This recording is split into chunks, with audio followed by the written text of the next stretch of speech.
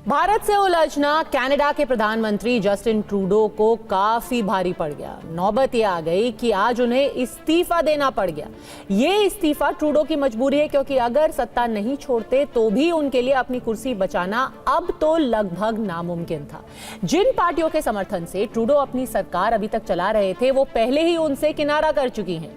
लिहाजा अपनी बची खुची इज्जत को सलामत रखने के लिए जस्टिन ट्रूडो ने कनाडा की सत्ता से खुद को ही चुपचाप किनारे कर लिया। ये एक तरीके से ट्रूडो के पॉलिटिकल करियर का दी एंड माना जा रहा है और इस अंत की शुरुआत हुई ट्रूडो की भारत विरोधी विचारधारा के साथ ही।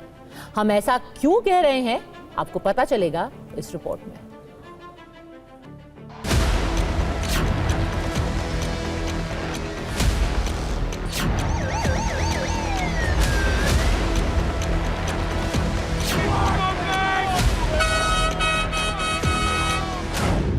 भारत से उलझने की गलती, चली गई ट्रूडो की कुर्सी।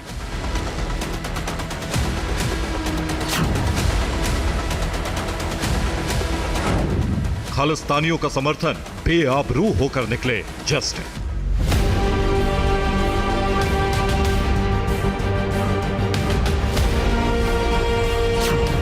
आप अपनी टीवी स्क्रीन पर इस वक्त कनाडा के पूर्व प्रधानमंत्री जस्टिन ट्रूडो की तस्वीरें देख रहे हैं। जी हां, पूर्व प्रधानमंत्री। अब से कुछ देर पहले तक ये वहां के पीएम हुआ करते थे, मगर अब नहीं है।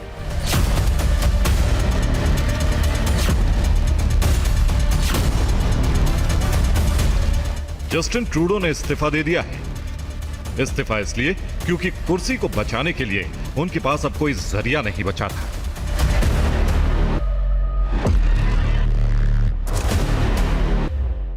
इसे लेकर अमेरिका और कनाडा की मीडिया में ऐसी चर्चा है कि जस्टिन ट्रूडो की लिबरल पार्टी के अंदर आपसी मतभेद बहुत तेजी से बढ़ रहे हैं। पार्टी के ज्यादातर नेता जस्टिन ट्रूडो की नीतियों से खफा है। लेकिन जितने सरल तरीके से कनाडा का मीडिया इस खबर को प्रोजेक्ट कर रहा है, ये उतनी सीधी है नहीं। दरअसल ट्रूडो ने अपनी कुर्सी को गंवाने की कहानी अपने ही हाथों लिखी। उस कहानी का शीर्षक था ट्रूडो का भारत विरोधी एजेंडा। ट्रूडो ने पिछले कुछ सालों में सुनियोजित तरीके से भारत के खिलाफ बयानबाजी की और कुछ ऐसी नीतियां बनाई जिनसे दोनों देशों के रिश्तों में तलखी आई। उनमें सबसे पहला था खालिस्तान समर्थकों की गतिविधियों पर रोक न लगाकर उन्हें बैकडोर से सपोर्ट करना। दूसरा, G20 शिखर सम्मेलन के दौरान पीएम मोदी से ट्रूडो की मुलाकात हुई और प्रधानमंत्री मोदी ने कनाडा में खालिस्तान समर्थकों की गतिविधियों पर कड़ा एतराज जताया। मगर उस वक्त ट्रूडो ने इसे कनाडा का आंतरिक मामला बताते हुए भारत की चिंताओं को गंभीरता से नहीं लिया। और तीसरा, खालिस्तानी आतंकी हरदीप सिंह निज्जर की हत्या के लिए ट्रूडो ने भारत को जिम्मेदार ठहराने की बड़ी गलती की। जस्टिन ट्रूडो को लगा है कि ऐसा करके वो अपनी इंटरनेशनल लीडर वाली इमेज को मजबूत कर पाएंगे, मगर उनकी भारत विरोधी राजनीति ने ट्रूडो को अंतर्राष्ट्रीय मंच पर अलग थलग कर दिया। और इसके अलावा भारत जैसे बड़े व्यापारिक और कूटनीतिक साझेदार से संबंधों को बिगाड़ना भी उनके लिए घाटे का सौदा साबित हुआ। ये बात कनाडा के लोगों को भी बहुत जल्दी समझ आ गई। 2 हफ्ते पहले कनाडा की मार्केट रिसर्च और एनालिटिक्स कंपनी लेजर ने एक सर्वे किया। उस ऑनलाइन सर्वे में कनाडा के 69% लोगों ने कहा कि ट्रूडो को तुरंत इस्तीफा दे देना चाहिए, जबकि 72% लोगों ने ट्रूडो के काम करने के तरीकों पर नाराजगी जताई। इसका सीधा मतलब है कि कनाडा की जनता भी जस्टिन ट्रूडो से त्रस्त हो चुकी है। कनाडा के अंदर अगर जस्टिन ट्रूडो का शासनकाल किसी चीज के लिए याद किया जाएगा तो वो है खालिस्तान समर्थकों की गतिविधियों को बढ़ावा देने के लिए। कनाडा की सड़कों पर खालिस्तान समर्थक आए दिन प्रदर्शन करते हैं, भारत विरोधी नारे लगाते हैं, वहां के मंदिरों में तोड़फोड़ करते हैं, मगर वहां के प्रधानमंत्री खामोश रहते हैं। वो सिर्फ तब बोलते हैं जब किसी खालिस्तान समर्थक को चोट लगती है या दर्द होता है। खालिस्तानी आतंकी निज्जर की मौत के मामले में भी ऐसा ही हुआ। खालिस्तान समर्थकों की करतूत पर चुप रहने वाले जस्टिन ट्रूडो ने निज्जर की मौत के लिए भारत सरकार को जिम्मेदार बताया। उनका ये पुराना बयान सुनिए। इस बयान के बाद ट्रूडो को लगा कि खालिस्तान समर्थकों के बीच उनकी छवि एक हीरो जैसी हो जाएगी, मगर इस वक्त वो जिस हालत में है उसके पीछे बड़ा हाथ वहां के सबसे बड़े खालिस्तान लीडर का ही है। नाम है जगमीत सिंह। कनाडा की न्यू डेमोक्रेटिक पार्टी के सांसद हैं और ये पार्टी ट्रूडो की मुख्य सहयोगी पार्टी थी। लंबे वक्त तक जगमीत सिंह ने ट्रूडो सरकार में मलाई खाई और नए साल की शुरुआत से पहले ही ट्रूडो को गच्चा देकर अपना समर्थन वापस ले लिया।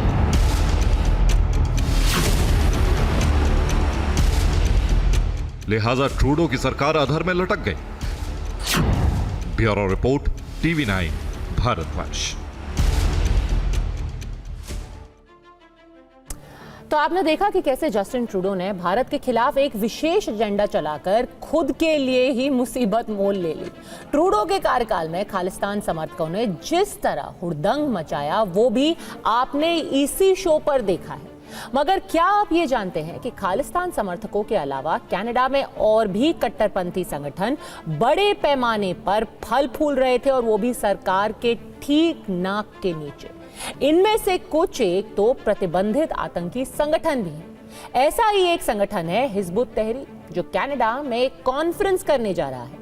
इस कॉन्फ्रेंस को लेकर भी जस्टिन ट्रूडो बुरी तरह घिरे थे, क्योंकि दुनिया के कई देश हिजबुत तहरीर पर बैन लगा चुके हैं, लेकिन कनाडा उसका आज भी समर्थन करता है।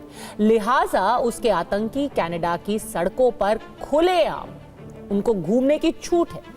इस आतंकी संगठन की जो कॉन्फ्रेंस होने वाली है उसका नाम है खलीफा कॉन्फ्रेंस 2025, और ये कॉन्फ्रेंस ट्रूडो के गले की हड्डी बन चुकी थी। ना तो निगलते बन रही थी और ना ही उगलते। कट्टरपंथियों का समर्थन करना भी ट्रूडो को भारी पड़ गया। पहले खालिस्तान और उसके खलीफा, ये दोनों ट्रूडो की कुर्सी लेकर ही माने।